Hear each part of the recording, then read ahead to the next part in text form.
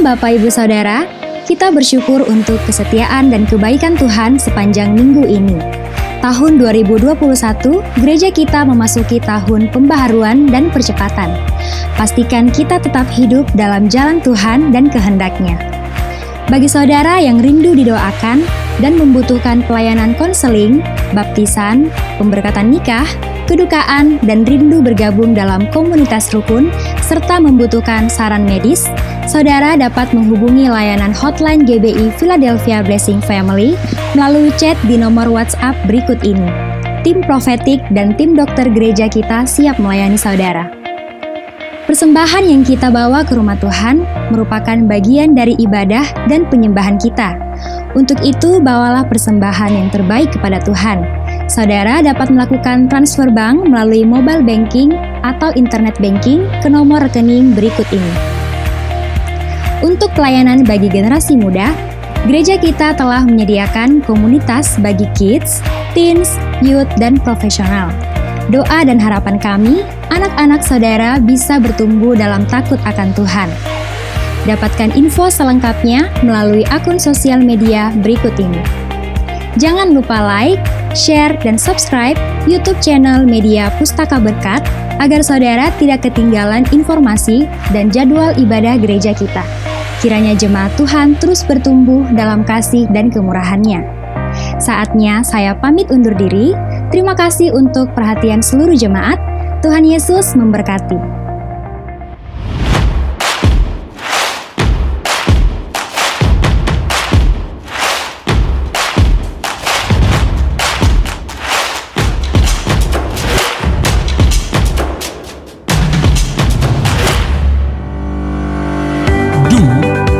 The Great Commandment. Fulfill the Great Commission. Be a great disciple. Think generational. Now go.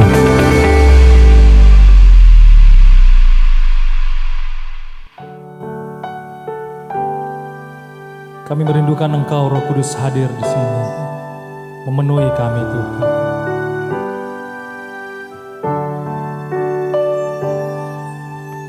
Roh Kudus, Kau hadir di sini. Roh Kudus, ku mengasihi-Mu. Kau lembut, Kau manis, Kaulah penghiburku, penolongku, diutus Bapakku. Mari katakan bersama-sama. Roh Kudus, Kau hadir di sini. Roh Kudus, ku mengasihi-Mu. Katakan, Kau lembut, Kau manis, Tuhan.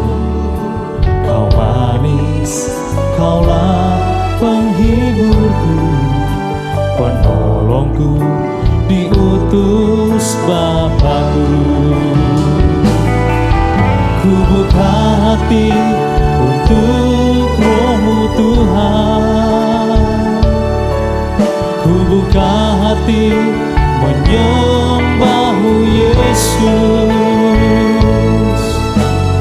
Jamahlah kami, penuhi kami dengan kuasa Allah Maha Tinggi. Kami merindukan Engkau hadir di tempat kami, Tuhan. Roh Kudus, Kau hadir di sini. Katakan, Roh Kudus, kami mengasihi-Mu. Engkau lembut, Engkau manis, Tuhan. Amin. Kau lembut, Kau manis, Kaulah penghiburku, penolongku, diutus Bapakku. Angkat tangan saudara, seru. Ku buka hati untuk Roh-Mu, Tuhan. Ku buka hati menyembahmu Yesus. Jamahlah kami, penuhi kami dengan kuasa Allah Maha. Ku buka hati untuk Roh-Mu Tuhan. Ku buka hati menyembahmu Yesus.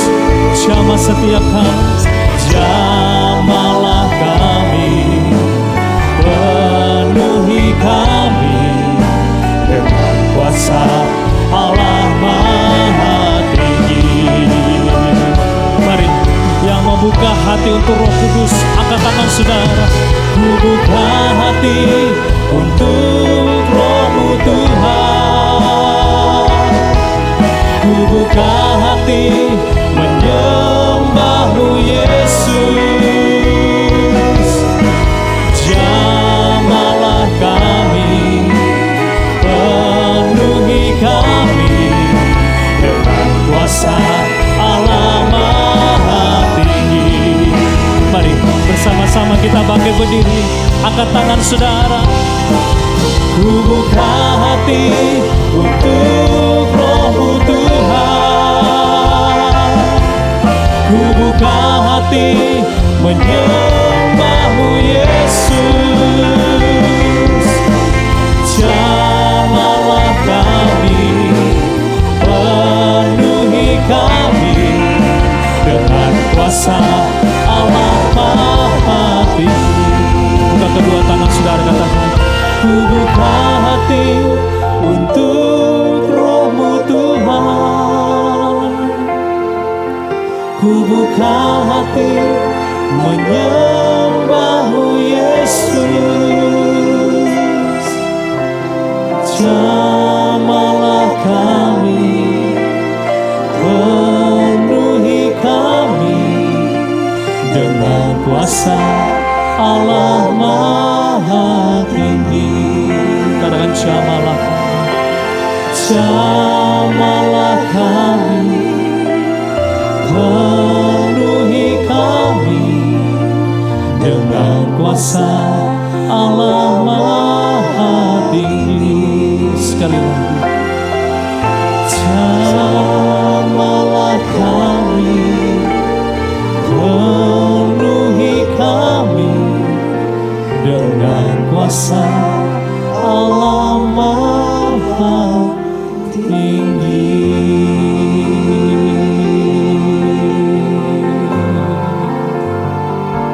Mari kita sembah Tuhan.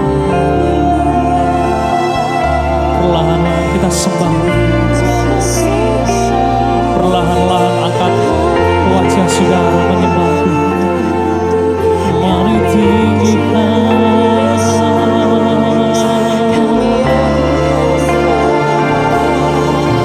mari buka hati untuk Roh Kudus. Terima kasih.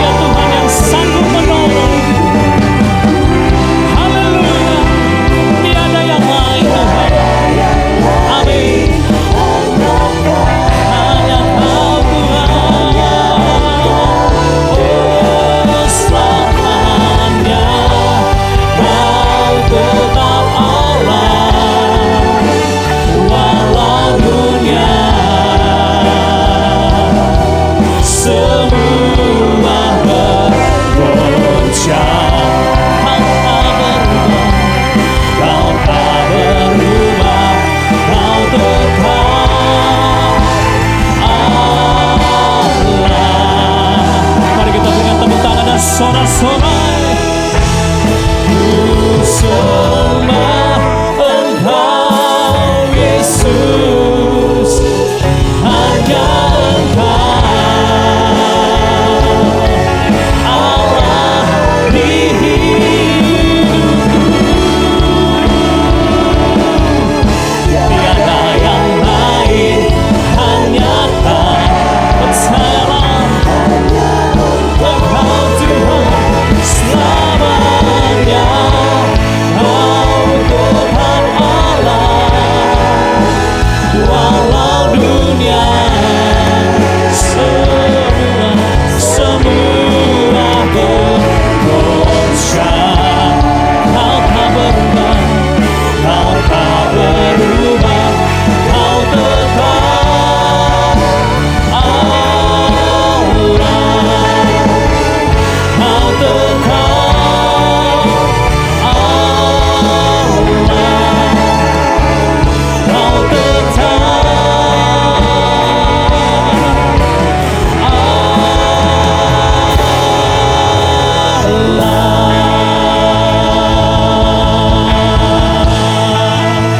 sorak-sorai kemuliaan bagi Tuhan. Engkau tetap Allah yang kami puja-puji Tuhan.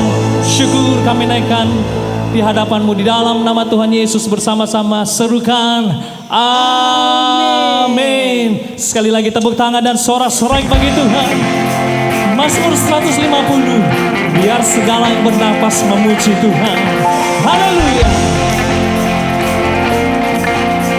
Mari katakan bersama-sama.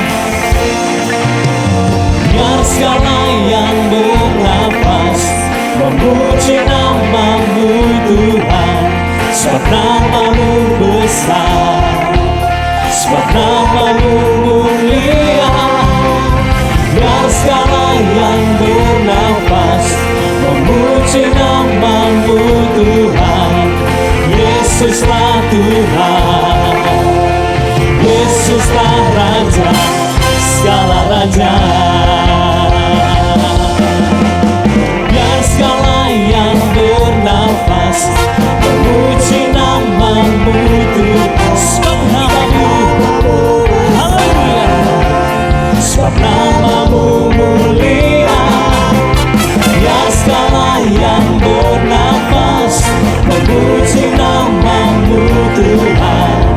Yesuslah Tuhan, Yesuslah Raja, segala raja. Katakan bersorak-sorai, bersorak-sorai, bersukacitalah di hadapan Tuhan Allah kita.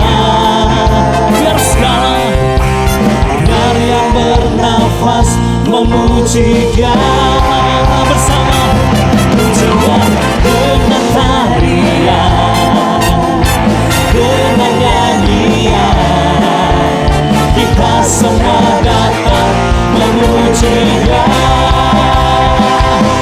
memuji Dia. Mari dengan sukacita, biar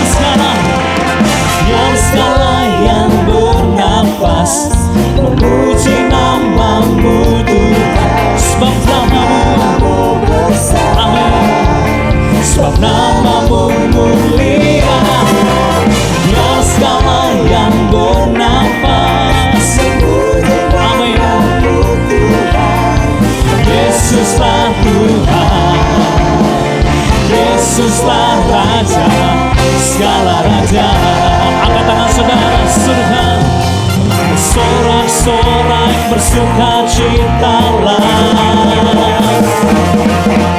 di hadapan Tuhan Allah kita. Biar yang bernafas memuji Dia, semua memuji Dia dengan tarian, dengan nyanyian. Kita semua datang memuji Dia, puji Dia, puji Dia dengan tarian, dengan nyanyian. Kita semua datang memuji Dia.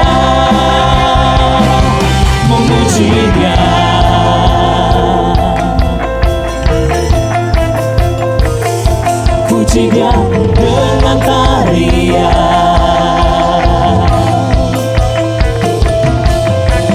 dengan rebana,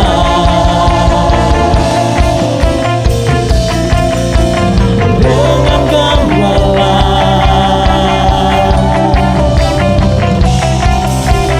dengan nyanyian, kita semua datang memuji Dia. Semua puji Dia dengan tarian, dengan nyanyian, kita semua datang memuji. Sekali lagi, lambaikan tanganmu, puji Dia dengan tarian. Kami menari bagi Tuhan, kami menyanyi bagi Yesus. Kita semua datang memuji Dia, memuji Dia, oh, memuji Dia, memuji Dia.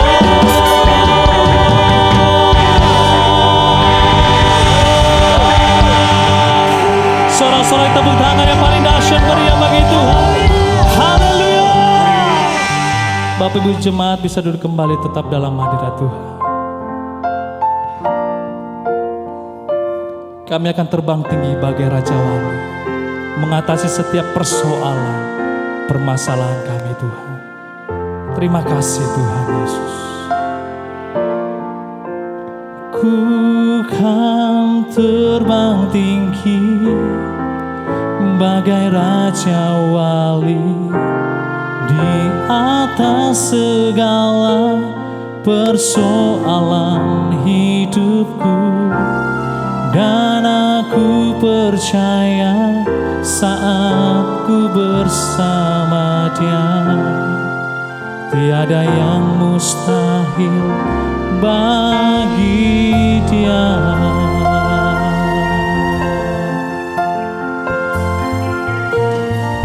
Hanya kepadanya ku kan berlari di saat ku bimbang dalam hidupku. Yang aku percaya dalam hadirat-Nya ada kekuatan yang baru. Walaupun melangkah dalam tekanan, badai pencobaan datang menghadap. Yang aku percaya dalam hadirat-Nya ada kekuatan yang baru. Ku kan terbang tinggi, amin, bagai Raja Wali, di atas segala persoalan hidupku. Dan aku percaya saat ku bersama Dia, tiada yang mustahil bagi Dia. Angkat kedua tangan Bapak Ibu Saudara. Ku kan terbang tinggi, amin, bagai Raja Wali, di atas segala persoalan hidupku. Dan aku percaya saat ku bersama Dia, tiada yang mustahil. Oh, rahandara basyahandara. Sekali lagi katakan, ku kan terbang tinggi. Ini pengakuan umat-Mu Tuhan.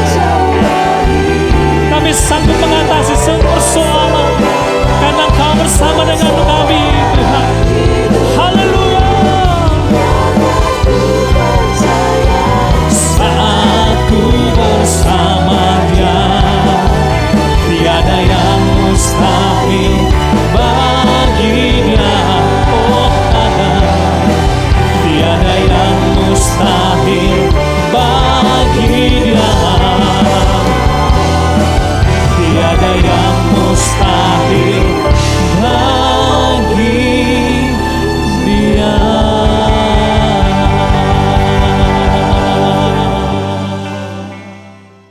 Puji nama Tuhan, GBI Philadelphia Makassar. Senang sekali hari ini saya bisa berjumpa dengan Anda kembali walaupun bukan tatap muka. Hari ini kita berjumpa dalam tatap layar. Sebagaimana Yohanes berdoa kepada Gaius dalam 3 Yohanes, inilah doa saya untuk semua jemaat GBI Philadelphia Makassar.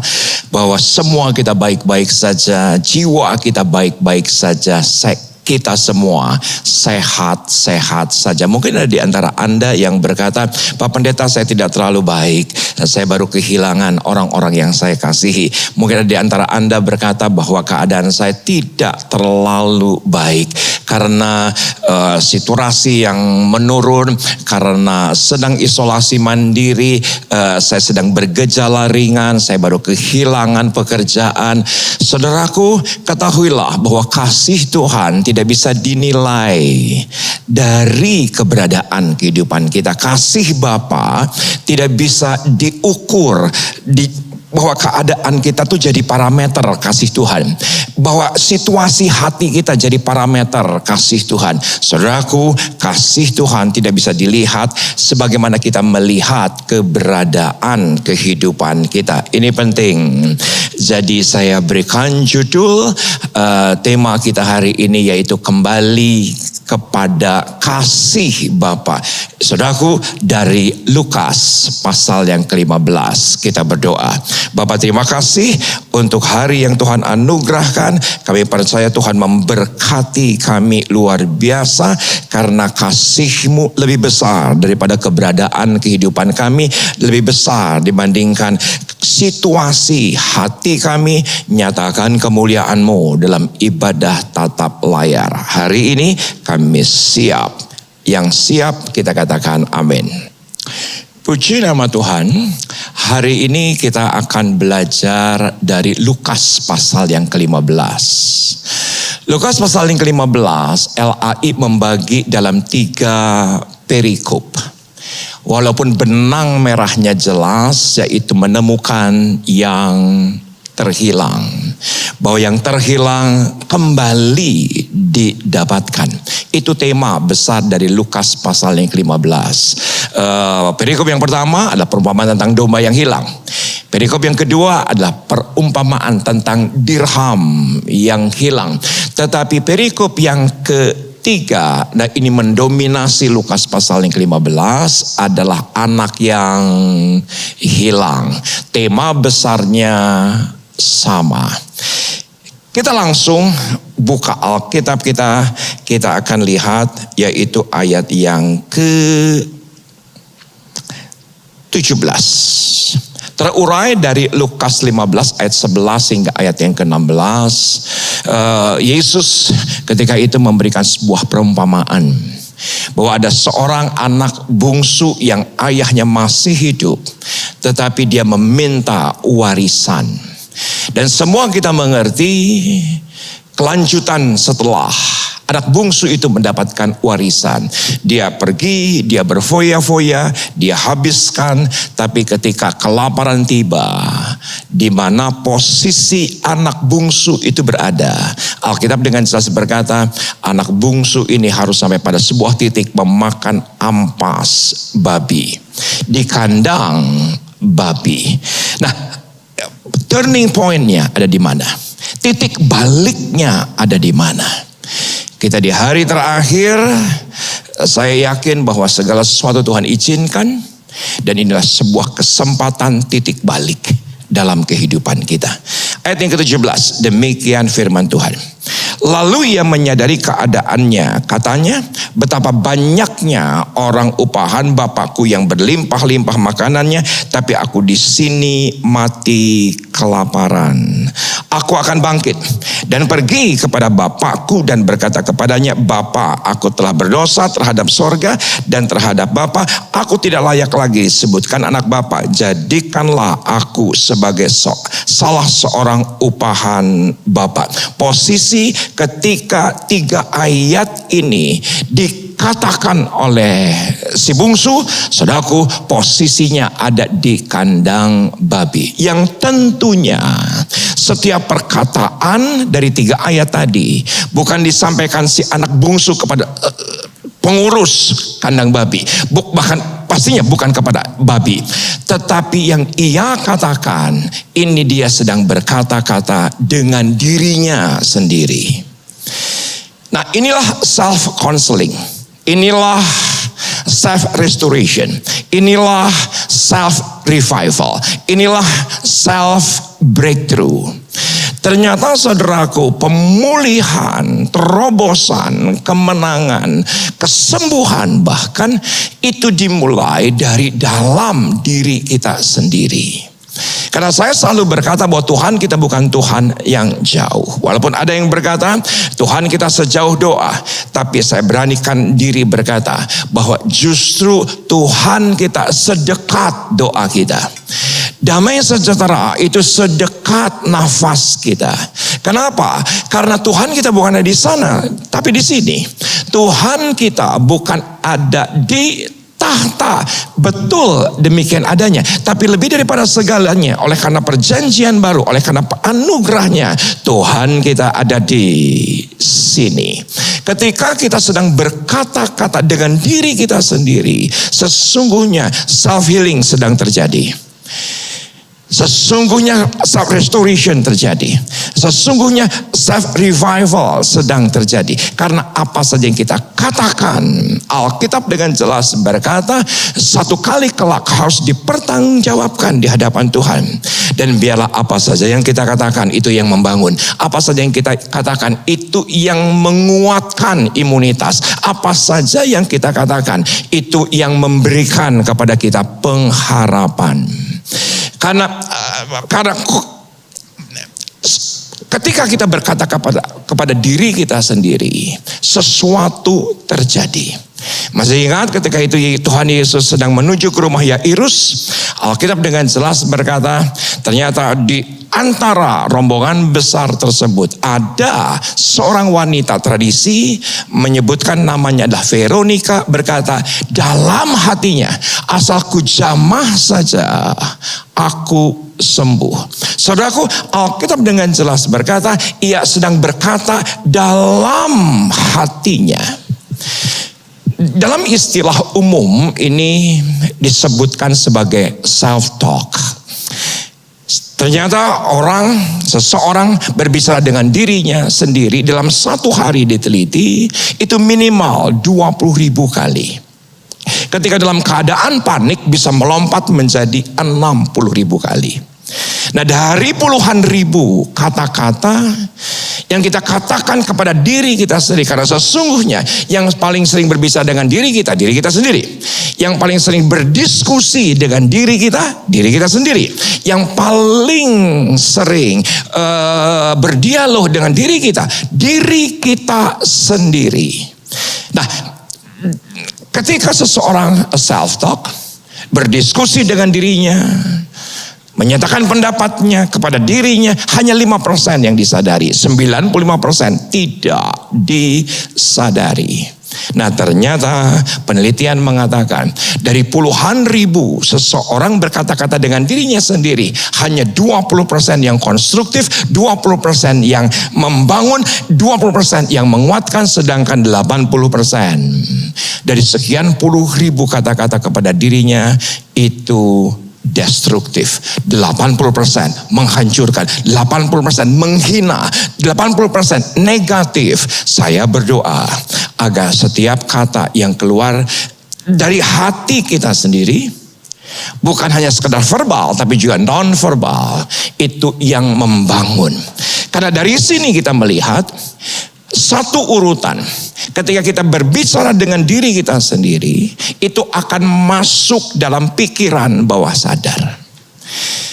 Dalam pikiran bawah sadar, dan itu ditampung puluhan ribu kata per hari dalam pikiran bawah sadar kita. Baru setelah itu akan membangun yang namanya adalah pikiran atau mindset.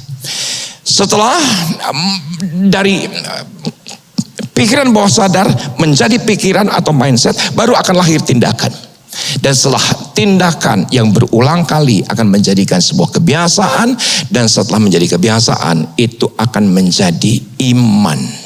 Nah saudaraku, jadi apa saja yang kita katakan kepada diri kita itu sangat menentukan. Dan apa yang terjadi dengan anak bungsu ini? Ternyata dia sedang berkata-kata dengan dirinya sendiri, bukan dengan babi. Dan ternyata perkataannya itu yang membuat awal pemulihan terjadi. Kita akan lihat ayat yang ke-20. Maka bangkitlah ia dan pergi kepada bapaknya. Ketika ia masih jauh, ayahnya telah melihatnya. Lalu tergeraklah hatinya oleh belas kasihan. Ayahnya itu berlari mendapatkan dia, lalu merangkul dan mencium dia. Yang saya suka dari ayat ini yaitu adalah Bapa berlari. Ternyata yang berlari itu bukan anaknya. Yang berlari itu adalah Bapa. Dan ketahuilah di atas segala keberadaan kita, keberadaan kehidupan, keberadaan hati kita, ketika kita panggil dia Bapa, saudaraku, kasihnya akan memburu kehidupan kita. Anugerahnya akan memburu kehidupan kita. Bahwa kebaikannya akan memburu kehidupan kita. Karena kita punya Bapa yang punya belas kasihan. Ketika kita, iya aku berbalik, iya aku kembali, iya aku pulang. Saudaraku, kata penting, pulang. Yaitu Bapa dari kejauhan sudah melihat. Dan Bapa berlari. Alkitab berkata, bukan berjalan. Ternyata yang berlari itu bukan anaknya, tapi yang berlari itu adalah Bapa. Perhatikan di sini. Saya catat bahwa kasih Bapa melebihi sudut pandang dalam pikiran dan perasaan manusia. Saudaraku, ada dua kata penting yang di hari terakhir saya terus diingatkan, yaitu kata persepsi atau perspektif. Apa itu persepsi? Persepsi itulah sudut pandang yang lahir dari stimulus-stimulus yang masuk. Pastinya seseorang dengan seseorang yang lain sudut pandangnya berbeda. Pasti berbeda karena stimulus-stimulus itu berdasarkan keadaan, berdasarkan yang didengar, berdasarkan yang dilihat. Itu adalah persepsi. Maka persepsi satu orang dengan yang lain berbeda. Sekarang kita bisa mengerti kenapa ada perbedaan. Sekarang kita bisa mengerti kenapa ada namanya demokrasi. Bahkan saya juga sekarang menjadi lebih mengerti kenapa dalam gereja pun ada perbedaan, ada denominasi, ada aliran. Tetapi kata yang kedua yaitu adalah perspektif. Apa itu perspektif? Perspektif adalah gambaran utuh. Gambaran utuh, gambaran besar, itu adalah perspektif. Nah, saudaraku, sudut pandang manusia satu dengan yang lain berbeda, tapi sudut pandang Bapa itu gambarannya jelas, kasih adanya. Karena kodrat Allah adalah kasih adanya. Nah, kasih Bapa itu melebihi sudut pandang pikiran, perasaan manusia. Beberapa hari yang lalu ketika selesai doa pagi bersama dengan istri, kami bersiap untuk jogging. Tiba-tiba ketika kami sedang mempersiapkan segala sesuatunya, istri saya Elsa bilang begini, "Pak, kamu tahu nggak? Anak kita tuh banyak loh." Saudaraku, aku tidak siap sebetulnya dengan obrolan singkat soal anak banyak. Tetapi aku bilang, emang berapa anak kita? Setahu saya 2, ya benar Esra meninggal dunia, ya benar Shalom meninggal dunia, siapa lagi? So aku tiba-tiba Elsa mengingatkan, bukankah waktu kita pacaran, dan itulah hari yang tidak pernah bisa saya lupakan. Saudaraku, Elsa mengatakan bahwa saya hamil. Saudaraku, bukan contoh yang baik, bukan contoh yang benar. Kami berpacaran tapi kami hidup bersama. Dan di satu titik Elsa berkata, ketika itu aku hamil. Saudaraku, betapa memalukannya, betapa menakutkannya kejadian tersebut. Ya, karena belum menikah. Dan saya nggak pernah bisa lupa di usia 23 kalau nggak salah ketika itu. Saya antar Elsa ke rumah sakit. Tepatnya klinik di Jakarta. Dan apa yang terjadi saya nggak pernah bisa lupa. Saya temani dia, ketemu dengan dokternya. Sekian minggu kemudian dijanjikan untuk digugurkan. Pada ketika hari digugurkan, saya tidak pernah bisa lupa pulang kantor. Di satu malam saya antar Elsa ke klinik. Dan saya tidak bisa melupakan wajah Elsa ketika keluar dari ruang operasi. Keberadaannya hancur. Keberadaannya sangat hancur. Dan saya pun begitu hancur. Saudaraku, trauma itu tidak bisa hilang dalam waktu mingguan. Trauma itu tidak bisa hilang dalam waktu bulanan. Trauma itu tidak bisa hilang dalam waktu tahunan.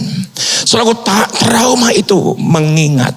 Bahkan sekian puluh tahun kemudian Elsa pun masih mengingatnya. Dan dalam obrolan pagi itu, sesungguhnya anak kita itu ada 6. Oh iya ya. Ada satu lagi ketika kami telah menikah, Elsa hamil, tapi ternyata janinnya terkena toksoplasma. Saudaraku, itu pun digugurkan. Tapi pengguguran waktu kami berusia masih muda, itu rasa bersalahnya, rasa berdosanya, rasa tertuduhnya, rasa intimidasinya. Engkau pembunuh anak. Walaupun ya ketika itu baru gumpalan darah. Tetapi rasa itu, saudaraku, ada dalam kehidupan kami bertahun-tahun. Tapi kalau kami ada hari ini ada. Saudaraku, kasih Bapa melampaui sudut pandang manusia. Yang mana sering kali kita melihatnya hitam dan putih. Hitam dan putih. Apa itu hitam? Dosa. Apa itu putih? Pahala. Apa itu hitam? Pelanggaran. Apa itu putih? Yaitu adalah kesucian. Paradigma kita sering kali hitam dan putih. Tapi saya bersyukur kepada Tuhan Yesus. Yang dalam penebusannya semua jawaban itu ada. Ketahuilah Bapak Ibu bahwa jawaban semua yang kita butuhkan bukan pada saat penciptaan. Tapi jawaban dari segala yang kita butuhkan ada pada saat kematiannya. Dan itulah yang dianugerahkan Tuhan dalam kehidupan saya dan istri. Sampai hari ini kami bisa menikmati kasih Bapa setiap harinya. Kita lihat ayat yang ke-21.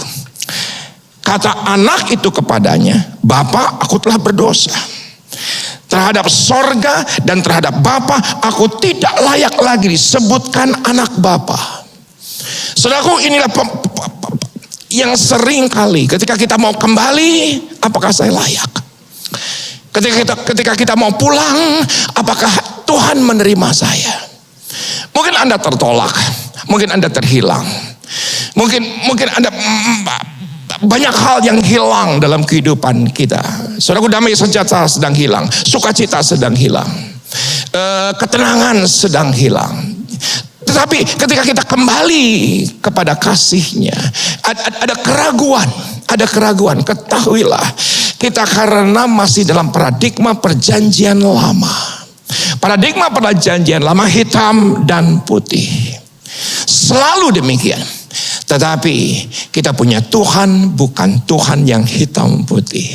Mungkin Anda teringat dengan acara televisi yang sebelum pandemi, acara ini diturunkan, tidak lagi ditayangkan karena persoalan rating. Produsernya berkata bahwa acara hitam putih agar Indonesia tahu keberadaan mana yang salah dan yang benar. Tapi menurut saya itu perjanjian lama. Perjanjian baru, tangannya terbuka, dia berlari menemui Anda, dia berlari untuk mengasihi Anda, dia berlari untuk memberikan berkat-Nya untuk semua kita. Ayat yang ke-22. Tetapi ayah itu berkata kepada hamba-hambanya, lekaslah bawa kemari jubah yang terbaik. Pakaikanlah itu kepadanya dan kenakanlah cincin pada jarinya dan sepatu pada kakinya. Padahal yang diminta anak bungsu itu hanyalah upahan saja. Tapi yang diberikan melebihi daripada yang diminta oleh anak yang kembali. Inilah saatnya kita kembali dan Anda akan mendapatkan hal-hal yang tidak terduga-duga, yaitu adalah jubah pengampunan daripada Tuhan, yaitu adalah cincin yang adalah otoritas dan kuasa dari tempat yang maha tinggi. Dan lebih daripada segalanya, perhatikan, Tuhan berikan sepatu bagi kaki kita untuk kita melangkah memberitakan Injil damai sejahtera. Untuk kita melangkah, kita beritakan kebaikan Tuhan. Kita berberitakan karya Allah di dalam kehidupan kita yang tidak pernah ada habisnya. Perhatikan ayat yang ke-23. Dan ambillah anak lembun tambun itu, sembelihlah dia dan marilah kita makan bersuka cita. Sebab anakku telah mati dan menjadi hidup kembali, ia telah hilang dan didapat kembali, maka mulailah mereka bersuka cita. Saya berikan note di sini bahwa kasih Bapa bukan hitam putih, tapi menerima keberadaan manusia yang selalu berpikir hitam dan putih. Kita terjebak dalam pola perjanjian lama yang selalu melihat salah dan benar. Dan akhirnya kita cenderung menghakimi. Tapi kasih Tuhan menerima apa adanya keberadaan, stimulus-stimulus sudut pandang kita. Saudaraku, tetapi ada bagian Anda dan saya untuk mengubahnya. Yang destruktif, pastikan kembali konstruktif. Yang menghancurkan, pastikan kembali membangun. Kita lihat ini. Ayat yang ke-25. Tetapi anaknya yang sulung berada di ladang, dan ketika ia pulang dan dekat ke rumah, ia mendengar bunyi seruling dan nyanyian tari-tarian. Lalu ia memanggil salah seorang hamba dan bertanya kepadanya, apa arti semuanya itu? Jawab hamba itu, adikmu telah kembali dan ayahmu telah menyembelih anak lembu tambun. Karena ia mendapatkan kembali dengan sehat, maka marahlah anak sulung itu dan ia tidak mau masuk. Lalu ayahnya keluar dan berbicara dengan dia. Ayat 29, tapi ia menjawab ayahnya, katanya, telah bertahun-tahun aku melayani Bapa dan belum pernah aku melanggar perintah Bapa, tetapi kepadaku belum pernah Bapa memberikan seekor anak kambing untuk bersuka cita dengan sahabat-sahabatku, tapi baru saja datang anak Bapa yang telah memboroskan harta kekayaan Bapa bersama-sama pelacur-pelacur, maka Bapa menyembelih anak lembu tambun untuk dia. Inilah pribadi hitam putih yang selalu melihat kejadian yang begitu sukacita tetap dari sisi negatif. Inilah pribadi hitam putih yang cenderung mengasihani diri sendiri, yang cenderung menghakimi keadaan. Padahal ini adalah sebuah peristiwa sukacita, tapi pribadi hitam putih bisa melihat yang negatif. Saya berdoa agar virus-virus yang ada dalam pikiran kita, bakteri-bakteri yang ada dalam kehidupan kita, di dalam nama Yesus kita ubah. Kita ubah. Karena saya melihat pribadi hitam putih selalu membesar-besarkan keadaan, kejadian, keburukan dari 1-2 peristiwa yang minor. Tetapi kasih Bapa melebihi itu semua. Jadi saya catat ada 3 hal. Pribadi hitam putih cenderung membesar-besarkan masalah dan memberikan penilaian negatif. Pribadi hitam putih cenderung melihat sisi negatif dari peristiwa yang positif. Dan pribadi yang hitam putih cenderung mengasihani dan menyalahkan diri sendiri. Saudaraku, 10 Juli yang lalu saya bersama dengan Keisha Sabtu pagi gogoleran tenaon, gogoleran teh tidur-tiduran pagi setelah masing-masing doa, masing-masing saat teduh kita tidur-tiduran dan Keisha bilang, "Papa, aku pilek." Dan ternyata 10 Juli agak siang, Keisha bukannya pilek tapi hidungnya tersumbat. Dan akhirnya malamnya saya bersama dengan istri mengambil keputusan untuk ke dokter. Dan ketika sampai di dokter, karena pada saat itu puncak-puncaknya pandemi, saudaraku dokter mengatakan harus cek darah. Dan paginya tanggal 11 didapati putri saya COVID-19. Setelah dilanjutkan PCR, positif COVID-19. Saudaraku, tetapi saya selalu mengatakan kepada banyak orang, bahkan saya tidak menceritakan kepada banyak orang pada saat kejadian itu berlangsung.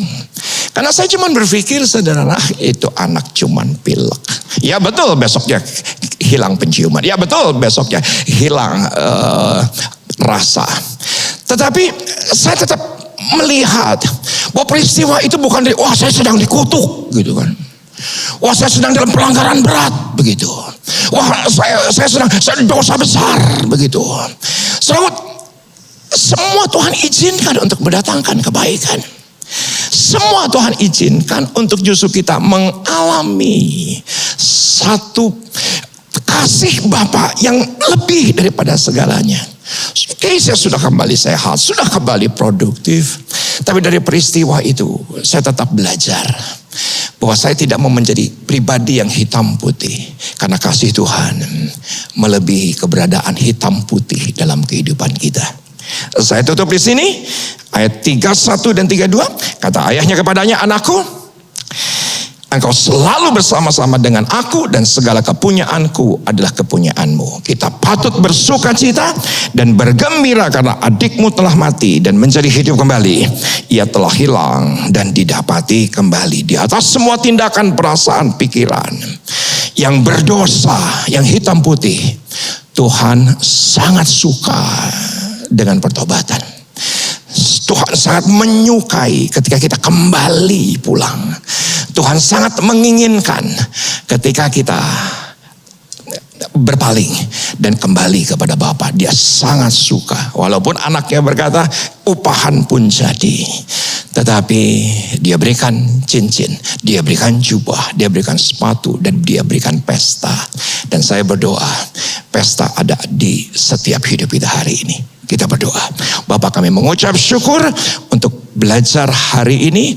Kami diberkati, kami dipuaskan, dan Tuhan sendiri yang melihat segala keberadaan kami, dan hujani kami dengan kasih-Mu, hujani kami dengan anugerah-Mu.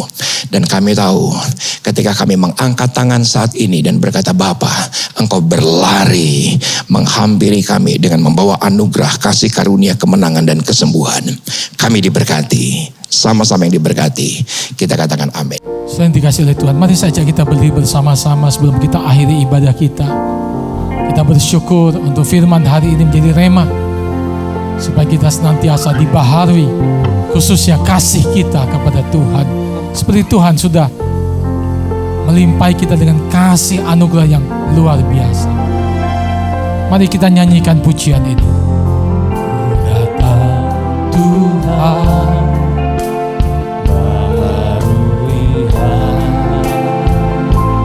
hatiku dengan anugerah di dalam berkat.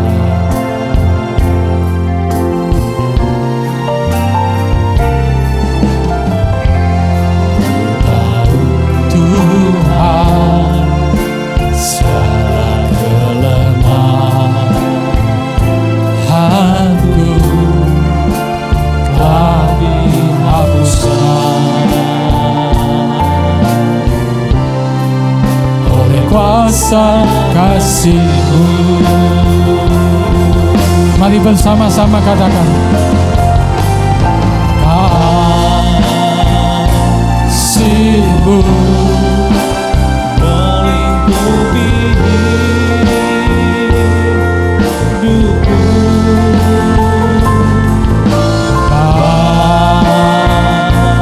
Aku dekat padamu,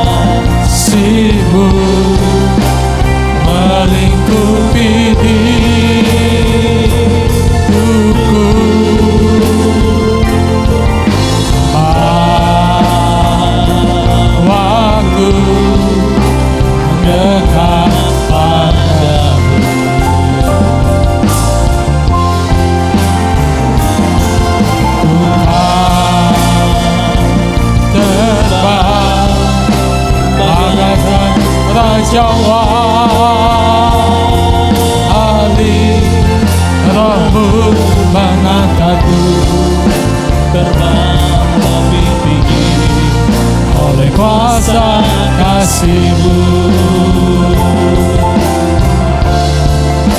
Roh-Mu mengangkatku terbang lebih tinggi oleh kuasa kasih-Mu.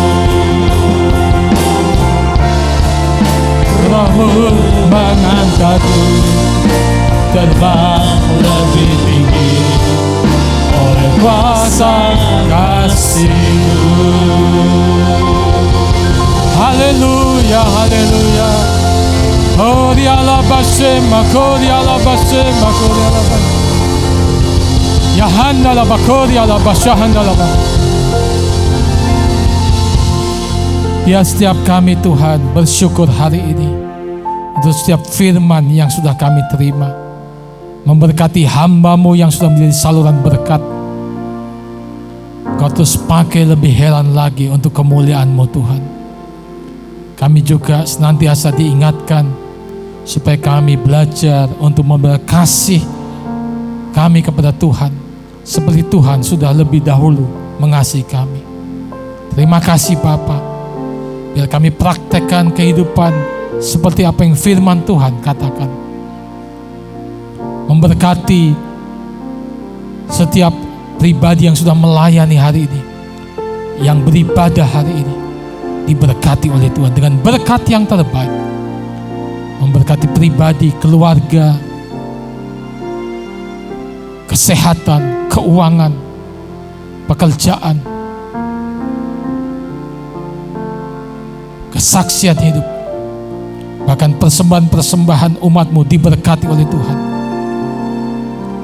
Kau memberkati baik persembahan misi, pembangunan, ucapan syukur, untuk pelayanan sosial. Tuhan memberkati. Kami terus berdoa untuk Indonesia. Tuhan memberkati Indonesia. Kami percaya kasih anugerah Tuhan berlimpah-limpah atas Indonesia. Selain dikasih oleh Tuhan, terimalah berkat Tuhan. Diberkati untuk jadi berkat, tetap setia mengasihi melayani Tuhan Yesus sampai Dia datang untuk kedua kalinya. Sampai kita bertemu dalam kemuliaan surgawi. Sekali percaya Yesus, seterusnya percaya Dia. Dalam nama Tuhan Yesus, setiap kita yang percaya katakan amin. Tuhan Yesus memberkati.